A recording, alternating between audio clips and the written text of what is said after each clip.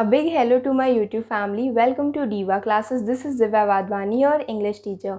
Today we will study ISC Semester 2 examination specimen paper of English literature. Yes, finally the much awaited video is here. Okay, with all the requests, with all the wait that has been over now. After Tempest, after the stories, now we are here with the specimen paper of English literature. This is for English literature, that is English paper 2. The very first thing is how much marks it is. It is of 40 marks. 40 marks आपका already हो चुका है. This is next 40 marks and it is of 1.5 hours. Okay, means you will get some 60 minutes. Then candidates are allowed. You will also be getting 10 minutes of paper reading. You must not start writing during this time. मतलब इस समय आपको कुछ भी नहीं लिखना है. You just have your paper. आपको पेन पेंसिल कुछ नहीं उठाना है, बस आपको अपना पेपर रीड करना है. Utilize this time nicely. Okay, then you have two sections, section A and section B. The intended marks, section A is your MCQs part, section B will be your long answers, जिसमें बहुत ज़्यादा नहीं, 4 number के ही long answers हैं. Okay, and everything is compulsory. इसमें ऐसा कुछ भी नहीं है जो आपको ऑप्शनल दिया जाएगा, क्योंकि बहुत ही छोटा छोटा सा सब कुछ है. There are only 2 poems and 3 stories and act 4 and 5. तो आपको सब कुछ पढ़ करके जाना है. उसमें आपको कोई ऑप्शन नहीं मिलेगा कि अच्छा एक स्टोरी छोड़ देते हैं. ये सब नहीं करना है. Okay, now first section, section A is of 8 marks. इसमें सबसे पहले क्या दिया है, means 8 marks in the sense कि आपको कुछ पार्ट्स दिए जाएंगे जिसमें स्टोरी, पोइट्री और short story, poetry and Tempest, तीनों का ही थोड़ा थोड़ा सा MCQs पूछेंगे. ठीक है. The first question is, this is your compulsory. Question number 1 is compulsory. क्या एक आपको पैसेज दिया जाएगा. This is of obviously act 4. ठीक है, 2 ही हैं, तो एक्ट 4 सीन 1 का है ये. Iris of her society be not afraid. Iris ये किससे कहता है, ये सेरस से कहता है कि be not afraid, I met her deity cutting the clouds towards Paphos and her son dove drawn with her. क्या लिखा हुआ है कि नाउ द क्वेश्चन इज, सारे जितने भी इसमें MCQs होंगे ये सब 1 मार्क्स ईच होंगे. सही हुआ तो वेल एंड गुड, नहीं सही हुआ तो whom does Iris refer to here as her. यहाँ पर उसने बोला था ना that be not of her society be not afraid, तो यहाँ पर वो सेरस से कह रहा है. बट यहाँ पर पूछा गया ये किसके बारे में कहा है. हर यहाँ पर कौन है, तो हर यहाँ पर वीनस है. Of her society means Venus की कंपनी से तुम डरो मत सेरस. फिर पूछा गया है why was the person addressed afraid of her. जो पर्सन अड्रेस्ड बोला यहाँ पर किसके लिए, किसको गया है, सेरस को बोला गया है. और हर यहाँ पर कौन है, वीनस. ये हमने एक ही बहुत ही नाइस सी नेम वाली ड्राइंग मैंने लिख करके आपको उसमें दिखाया था. ठीक, नहीं देखा है तो प्लीज़ एक्ट 4 सीन 1 पार्ट 1 देख लेना. तो उसमें क्या था, why was the person addressed Ceres. क्यों वीनस से, उसकी कंपनी से बहुत ज़्यादा अफ्रेड है. तो बहुत सारे ऑप्शंस हैं. She used her beauty to get her desires. No, she had conspired with this to abduct the person's daughter. Yes, she has she यहाँ पर कौन है, Venus. Venus had conspired with Pluto. Okay, Pluto was a god of death. तो उस दोनों ने एक साथ कॉन्स्पायर किया. कॉन्स्पायर मीन्स षड्यंत्र रचना. तो उन्होंने कॉन्स्पिरेसी की थी to abduct, to kidnap the person's daughter. Person means Ceres की डॉटर प्रॉस्पेरना, आई होप यही नाम है. ठीक, तो इसीलिए तो this will be your, B will be your answer in this. फिर उसके बाद नेक्स्ट है what is meant by dove drawn. Dove drawn means obviously the chariot was drawn by doves. की जो भी इनका जो चैरियट था, जैसे peacock was for Juno. Okay, हम भूले जा रहे हैं. ठीक है, पिकॉक वॉज फॉर जूनो, तो वैसे ही chariot was drawn by doves and this was for Venus. But my darling if you love me. Now this is from the story the singing lesson. Thought Miss Meadows I don't mind how much it is. Love me as little as you like. What had the darling informed, darling यहाँ पर कौन है, इसी का ही फियोंसे, miss meadows का फियोंसे BECIL जिसका नाम था, ठीक। तो उसने इन्फॉर्म क्या किया था, मतलब उसने क्या चीज़ बताई थी, what was that he loved her, he could not go forward with their plans of for marriage, तो this will be the answer। बाकी क्या है, that he was marrying someone else, नहीं ऐसा नहीं था, that he was going away ऐसा भी नहीं था, ठीक। तो what was the part, that he could not go further with their plans for marriage, जैसे वो कहते हैं ना कि that I am not a marrying man, वही यहाँ पर लिखना था, सिर्फ टिक करना था अभी के लिए। Where was Miss Meadows as she thought these thoughts, miss meadows उस टाइम पर कहाँ पर थी जब ये सारे थॉट्स आए थे। अभी हम आपको ये भी बताएंगे कि ये सारी चीज़ें आपको पढ़नी कैसे हैं, ठीक। इन द म्यूज़िक हॉल, पहले समझ लो एक सेंस में।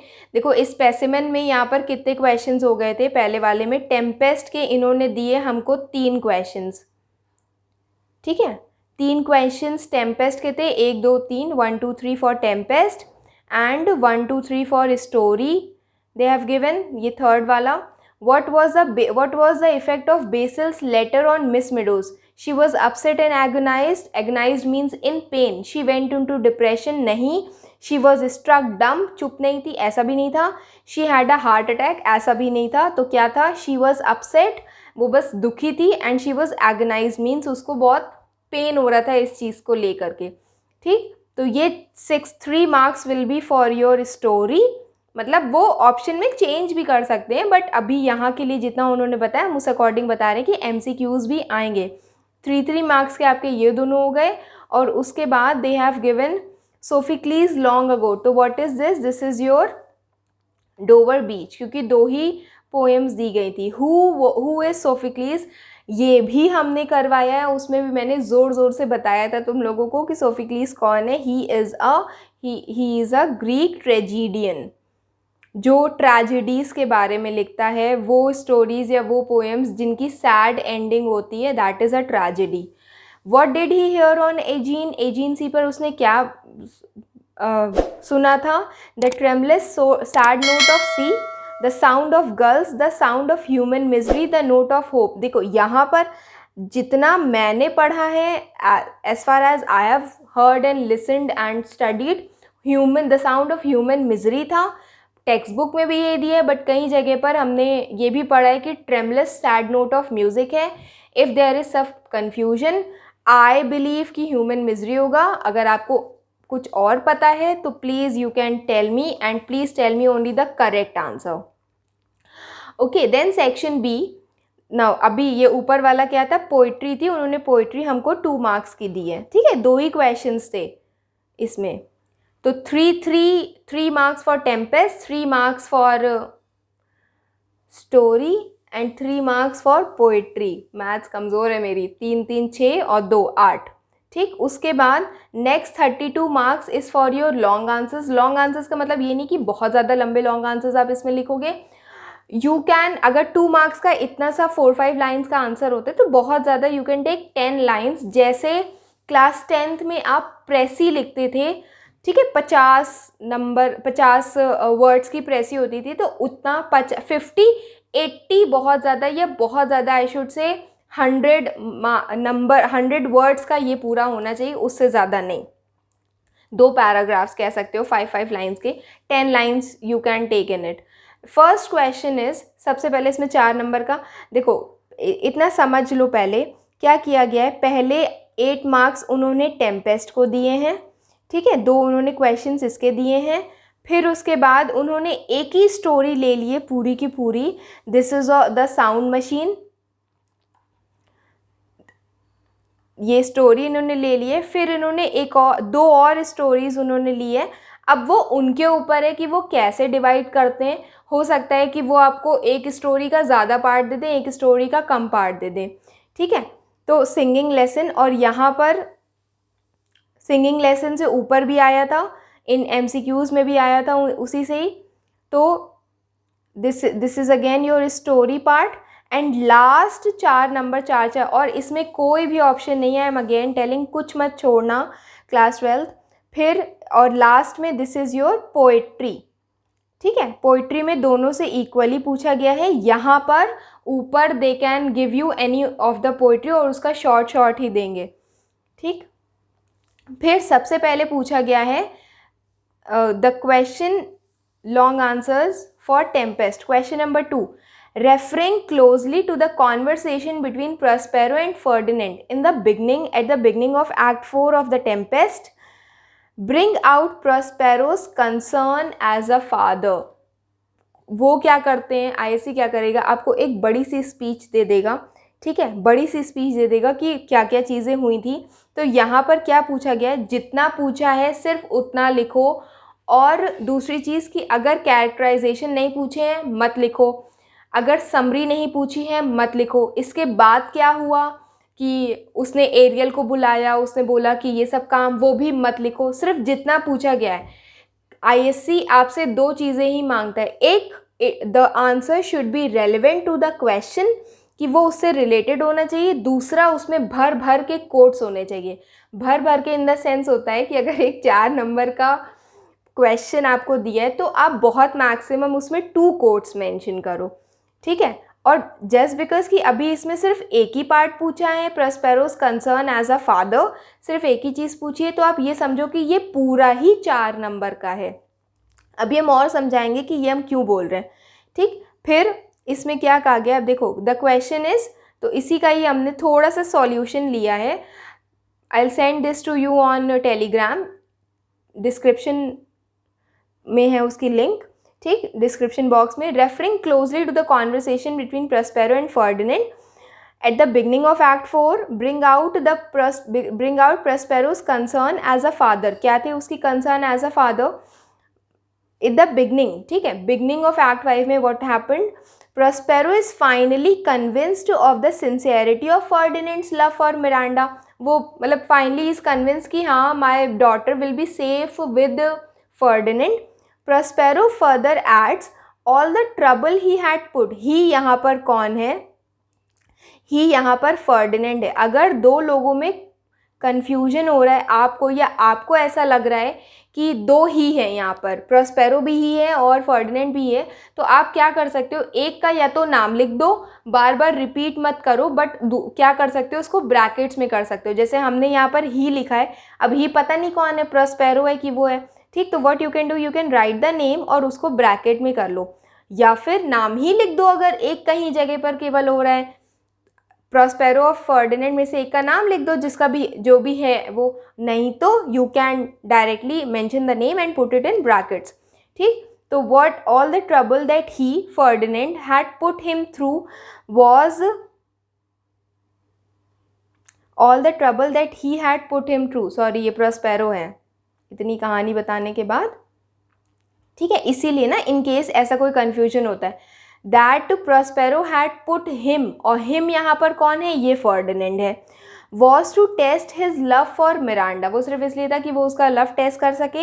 ही has pass the test remarkably well. ये उनके बीच की कॉन्वर्सेशन थी जो प्रॉस्पेरो उससे कहता है, और प्रॉस्पेरो ये भी कहता है as heaven is his witness, Prospero gave him this valuable gift. और क्योंकि heaven is a witness, in the name of heaven, in the name of God, Prospero is giving his daughter Miranda to Ferdinand।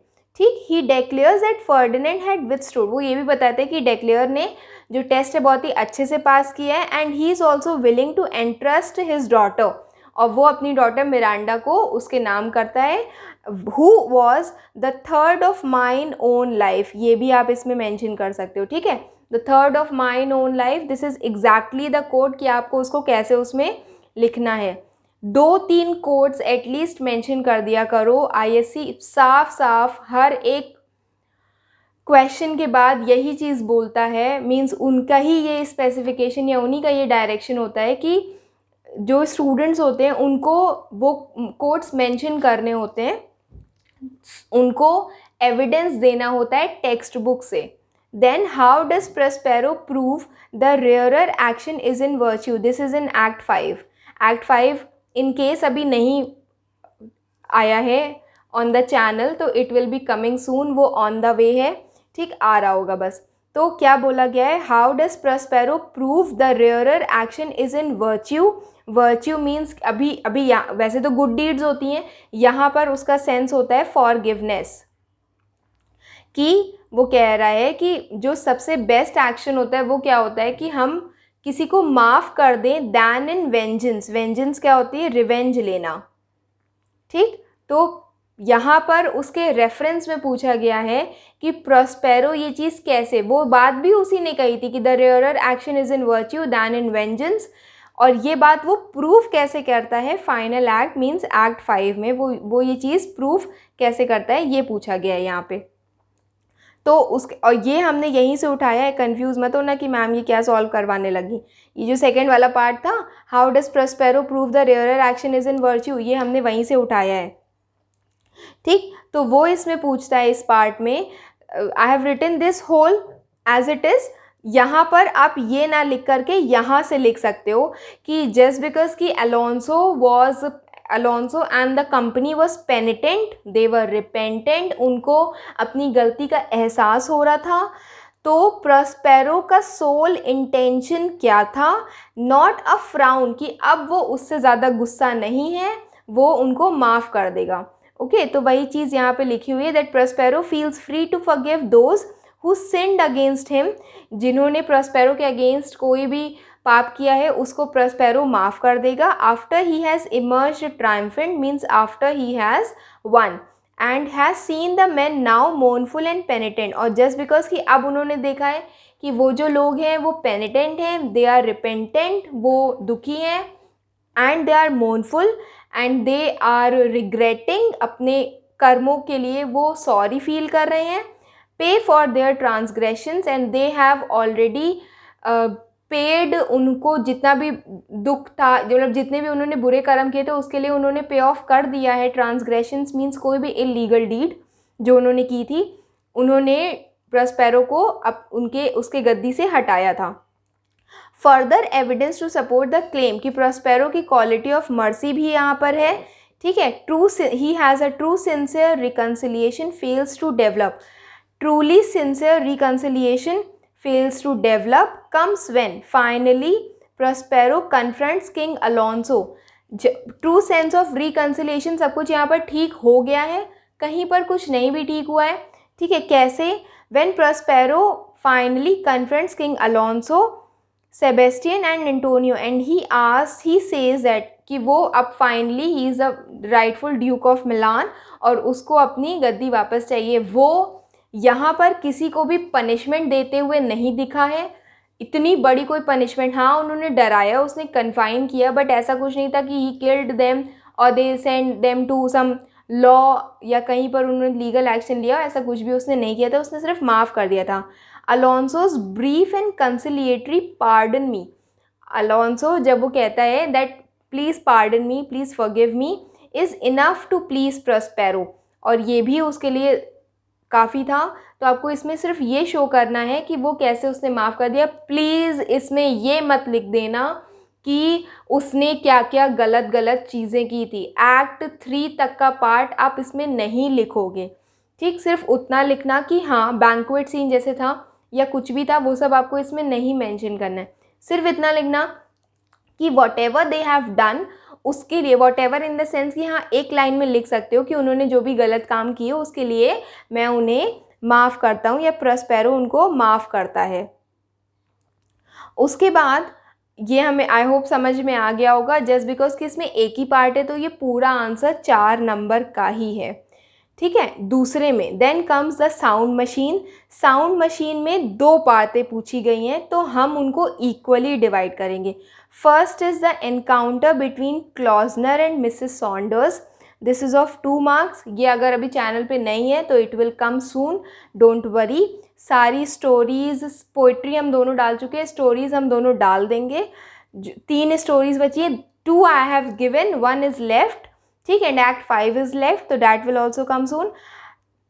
The encounter between Klausner and Saunders, ये आपको इसमें show करना है sound machine में। और दूसरा, how does it affirm his belief in his own invention, this is also of 2 marks. उसको equally divide कर दिया करो।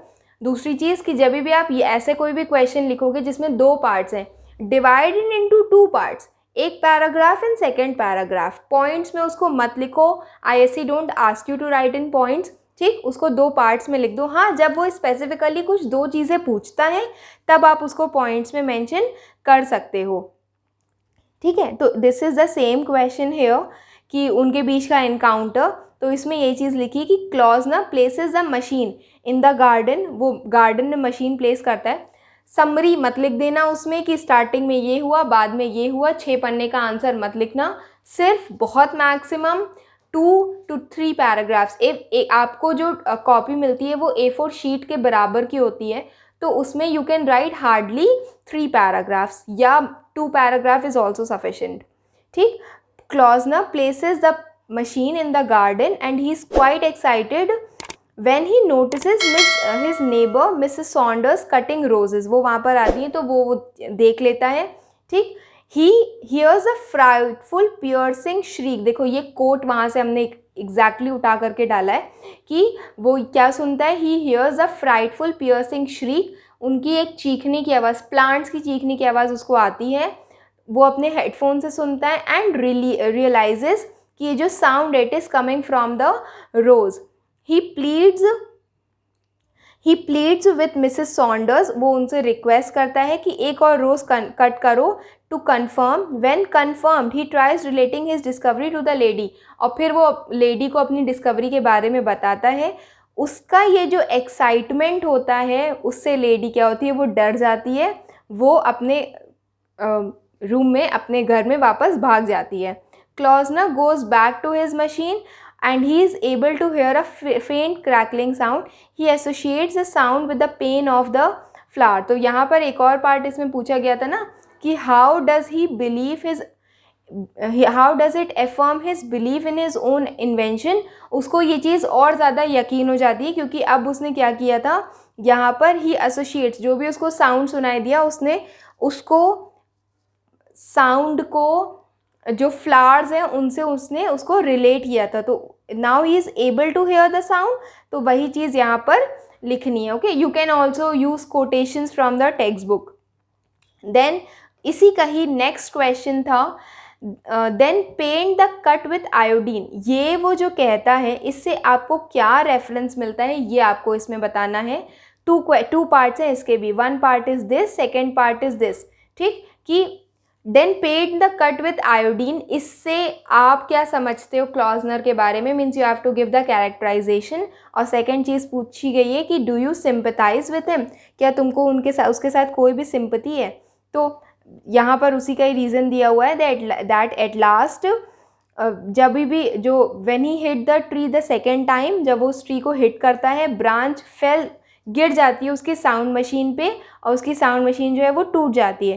ही वॉज ऑल्दो डिसअपॉइंटेड, वो अपने एक्सपेरिमेंट के लिए भले डिसअपॉइंट होता है, but at the same time he demanded doctor Scott to stitch this up quickly, और वो कहता है कि इसको स्टिच कर दो, और इसी के लिए ही वो बोलता है कि paint the cut with iodine. He has attach, now this is his characterization, character sketch, कि he attach his feelings with the painful shriek of plants.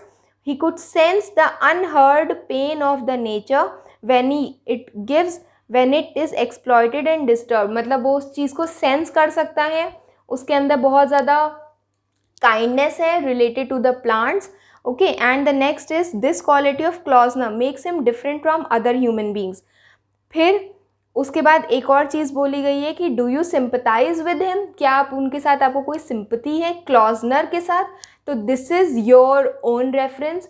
कुछ लोगों को हो सकती है, कुछ लोगों को वो जो स्टोरी थोड़ी सी अजीब लग सकती है, या क्लॉजनर एज अ कैरेक्टर बहुत अजीब लग सकता है। तो this is up to you कि आप जो भी लिख रहे हो उसके लिए आप रिलेटेड एविडेंस दोगे या कोटेशंस दोगे कि आप क्यों ऐसा कह रहे हो। अगर आपको वो सिंपथेटिक लग रहा है तो आप बताओ, उसके से रिलेटेड कोट्स दो, जैसे इवन यही था paint the cut with iodine. But एक चीज़ मेंशन हम करेंगे, प्लीज़ अगर कोई भी कोटेशन आपके क्वेश्चन पेपर में लिखना है, don't use your extra brain कि हम उसी क्वेश्चन को उठा करके कॉपी में छाप दें। ऑब्वियसली एग्जामिनर ये सब हरकतें भी नोटिस करता है, ठीक है। तो उसको आपको उसके कोई भी मार्क्स नहीं मिलेंगे।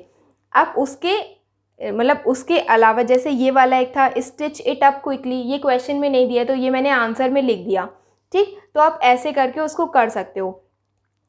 फिर उसके बाद और सिंपैथी वाला अगर आप कहते हो कि हाँ सिंपैथेटिक है क्लॉजनर की तरफ, अगर आपको सिंपैथी हो रही है तो आप उसके रीज़न मेंशन करो, नहीं हो रही है तो भी रीज़न मेंशन करो, ठीक है। साउंड मशीन के दोनों क्वेश्चंस मेरे हो गए, ये दोनों थे साउंड मशीन के क्वेश्चंस, ये दोनों हो गए।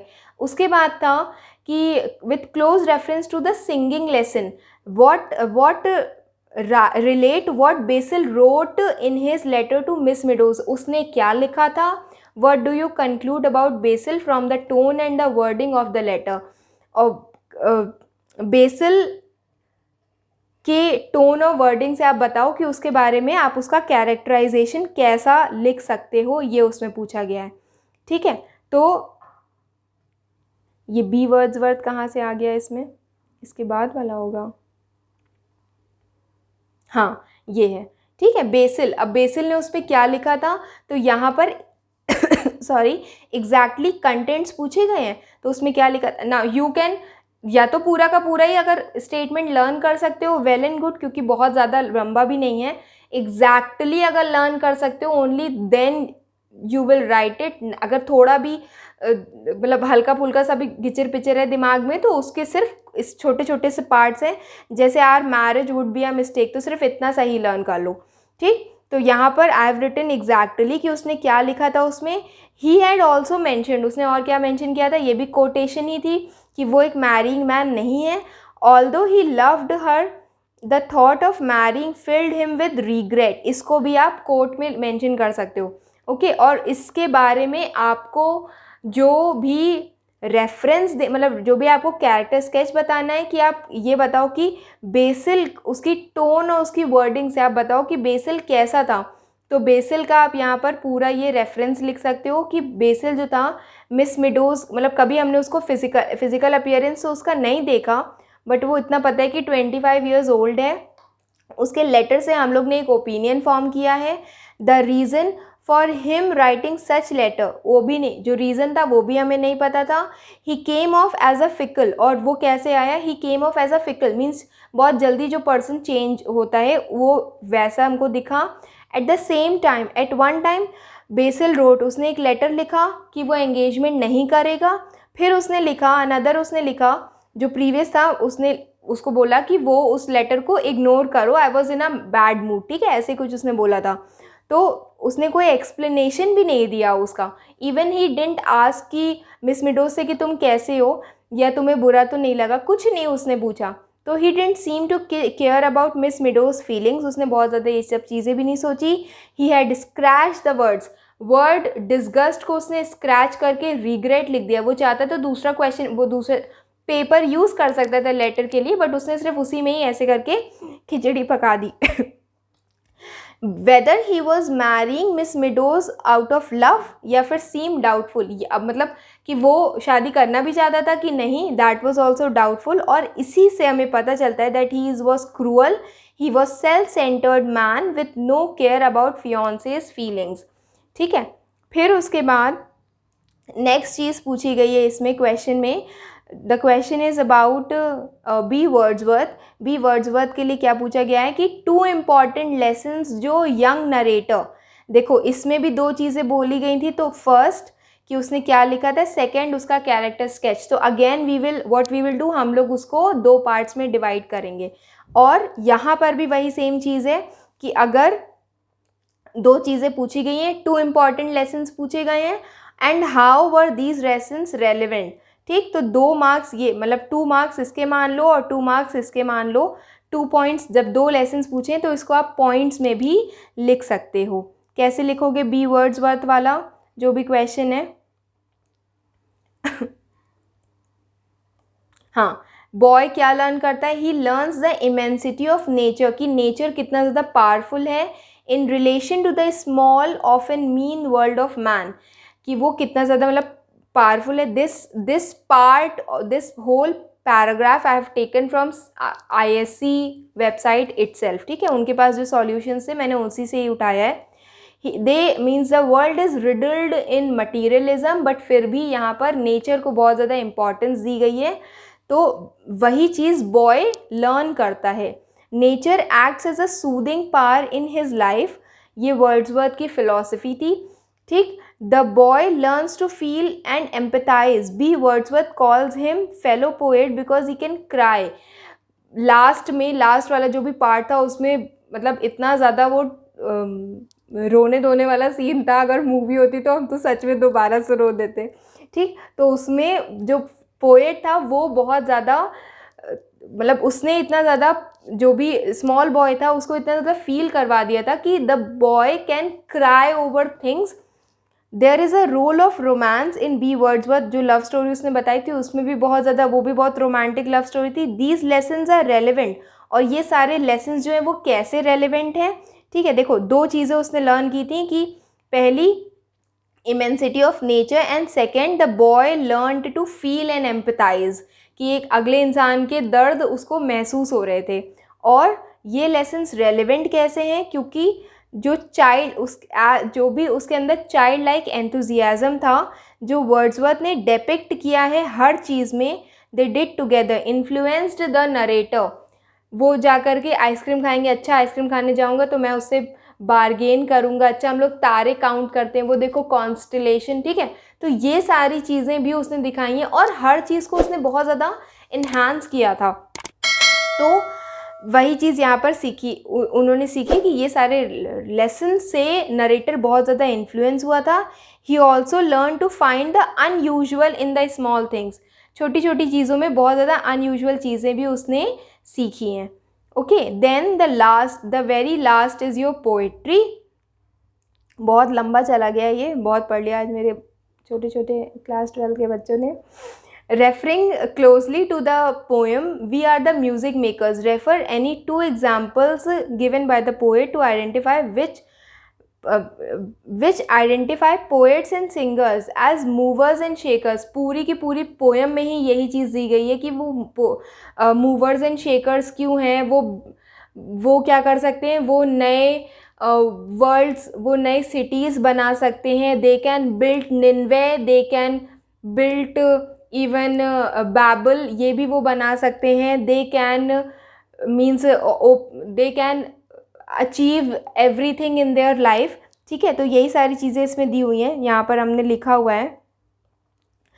या आई हैव टेकन विथ, मतलब दो हमने इनके पार्ट्स लिखे थे, this is first and this is second, क्योंकि सिर्फ यहाँ पे देखो रेफर टू एग्जाम्पल्स दिए ना, तो हमने दो पार्ट्स इसके लिए थे। जो वेरी फर्स्ट था विथ वंडरफुल डेथलेस डिटीज़, अपने सॉन्ग से वो क्या कर सकते हैं, वो वर्ल्ड की ग्रेट सिटीज़ बिल्टअप कर सकते हैं, इन द सेंस कि the poet highlights the effects of artistry on the world. Wonderful immortal, मतलब जो उनके सॉन्ग्स होते हैं, द आर्टिस्ट सॉन्ग्स होते हैं, they are capable of building worlds new cities, worlds great cities. They are capable of building rebuilding new cities, new settlements, new civilization by arousing thoughts, feelings and realization in people's minds. ठीक, वो ये सब कर सकते हैं। फिर one man with a dream at pleasure shall go forth and conquer a crown. This can also be written, this is second part, कि एक इंसान जिसमें सपना, जो सपना देख सकता है, जिसको सपना पूरे करने की ताकत है, वो पूरे वर्ल्ड को भी कॉन्कर कर सकता है। He says that a man with a dream and adequate opportunity, means adequate pleasure, if he loves to do his work at hand, he can dream a concrete structure. वो एक concrete structure भी बना सकता है, वो एक crown भी ले सकता है। और last था Dover beach, the one of the typical poems। उसमें पूछा गया है कि how डोवर बीच में how the poet reposes faith in love as a beam of hope amidst surrounding despair। faith को यहाँ पर कैसे शो किया गया है, तो ऑब्वियसली ये आपका सबसे लास्ट वाला पैराग्राफ था। ठीक है, इसमें क्या है, फाइनल सेक्शन में the poem turns from the scene to love to his love. Poet क्या करता है, जो वो पूरी डिस्क्रिप्शन दे रहा होता है डोवर बीच का, उससे हट करके वो अपने बिलवड की ओर देखने लगता है। Almost in desperation he is seeking to find some meaning and stability in the world. That is otherwise void, कि वो ये सारी चीज़ों की मीनिंग ढूंढने के लिए उससे बोलता है. Cries out for them to be true to each other, और वो उससे लास्ट में बोलता है ना कि let us be loyal to each other. तो वही वो कह रहा है कि the because in the vision of the poet there is nothing else possible to give meaning to life, क्योंकि इस पूरी ग्लूमी दुनिया में देयर इज़ नथिंग एल्स जो उसकी लाइफ को एक मीनिंग दे सके, इसीलिए वो यहाँ पर आया है. The world which is apparently beautiful and new, जो स्टार्टिंग की 6 लाइन्स थी, is in fact not so. World can offer none of the promises it makes, और जो वर्ल्ड है वो कोई प्रॉमिस नहीं कर सकता. इसी के कारण जस्ट बिकॉज कि ये सारा डिस्पेयर है, ये सारी होपलेसनेस के बीच में he can only find a glimmer of hope in personal bonds and relationships. और वो पर्सनल बॉन्ड और रिलेशनशिप में ही मीन्स अपने बिलवड के साथ ही वो रह करके वो बोलता है कि let us be true to each other, और हम ये पूरा जो भी वी लव ईच अदर, तो हम लोग उस फेथ को बरकरार रखते हैं. Okay, now this was your literature part. इसमें एक और चीज़ है जो आपको समझनी है कि ऑब्वियसली आईएससी आपको ये सब कुछ ढेर सारा नहीं देगा. ठीक है, वो आपको ढेर सारे ये सब कुछ नहीं देगा. वो क्या करेगा, what he will do means ISC क्या करेगा इसमें, इसके लिए तो आपको पूरी टेक्स्ट बुक पढ़नी होगी. जितने भी ये एमसीक्यूज़ हैं हम सिर्फ इसका बता दे रहे हैं, माय ओन ओपिनियन हम इसमें बता दे रहे हैं.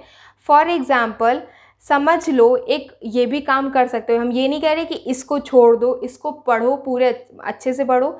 अगर उसने एक्ट 4 की बिगनिंग दी है इसमें, तो एक्ट 4 का जो बाकी पार्ट था उन दोनों को कैसे उन्होंने ब्लेसिंग्स दी, बाद में उसने और क्या हुआ था उसमें, कैलिबान का कल्मिनेशन हुआ था ना, डॉग्स एंड हूंड्स उसके पीछे भेजे गए थे, तो ये वाला पार्ट उसमें पढ़ोगे. एक्ट 5 में भी यही सेम चीज़ थी कि स्टार्टिंग का उसने दिखाया था, तो एक्ट 5 का भी लास्ट का सीन पढ़ो, या वो वाला सीन पढ़ो जब वो उसको दिखाता है कि ये देखो प्रॉस्पेरो और मिरांडा यहाँ पर हैं, वो सारी चीज़ें. एंटोनियो सेबेस्टियन से उसने क्या कहा था, ये सब उसमें पढ़ो.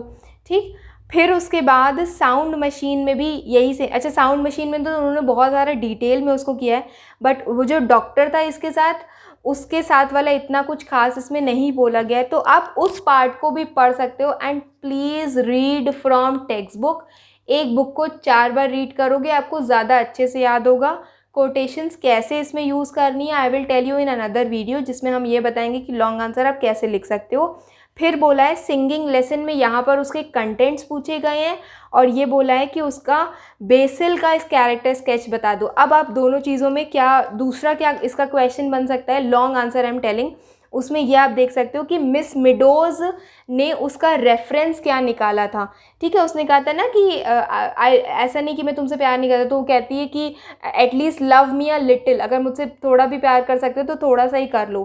तो ये सारे उसने एक एक लाइन एक एक वर्ड के क्या क्या उसने कंक्लूजन्स निकाले थे मिस मिडोज़ ने, ये आप उसमें पढ़ोगे, और मिस मिडोज़ का कैरेक्टर स्केच भी पढ़ोगे. ठीक, फिर इसके बाद है बी वर्ड्सवर्थ के 2 इम्पॉर्टेंट लेसन्स. तो आप इसका बिगनिंग का दे सकते हो, या उसके वो पार्ट्स दे सकते हो कि उसको क्या क्या चीज़ें अच्छी लगनी थी देखने में. इसमें तो बहुत छोटी सी स्टोरी है, बहुत ज़्यादा कुछ है नहीं इसमें. We are the music makers में व्हाट यू कैन डू, आप पॉइंट्स में लिख सकते हो कि क्या क्या चीज़ें हुई थी. लास्ट वाला जो पैराग्राफ है निन्वे और बैबल वाला, वो भी बहुत इंपॉर्टेंट है, और बाकी आप पॉइंट्स में कर सकते हो कि वो क्या क्या चीज़ें कर सकते हो सकता है कि उसी में से कुछ एक आ जाए. फिर है लास्ट में डोवर बीच, इसमें इन्होंने सबसे लास्ट का पैराग्राफ लिया है. ठीक है, तो आप स्टार्टिंग के 2 पैराग्राफ्स पे भी फोकस करो, जिसमें क्या था सबसे स्टार्टिंग वाला जिसमें वो पूरा उसका डिस्क्रिप्शन देता है, और सेकंड वाला जिसमें वो द ग्रीक ट्रेजिडियन के बारे में बताता है. ठीक, तो वो पूरा पार्ट भी इसमें पढ़ो और बहुत ही अच्छे से पढ़ो. If there is still some problem tell me, हमको जितना हम कर सकते थे I have explained you that nicely. Ask me whatever your issues are in literature and again I will resolve it. Okay, and till then just be your best. Thank you.